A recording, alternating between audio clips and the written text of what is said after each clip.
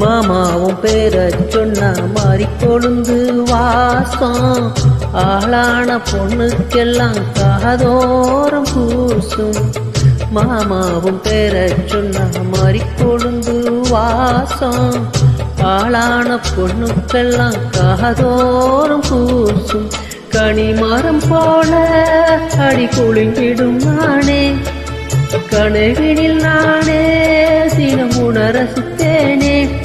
அடிப்பூவே பூஜைக்காக நான் ஏங்கி தென்னை மரத்தோப்புக்குள்ளே குயிலே குயிலே என்னை தேடி வந்து செய்தி சொன்ன குயிலே குயிலே தென்னை மரத்தோப்புக்குள்ளே குயிலே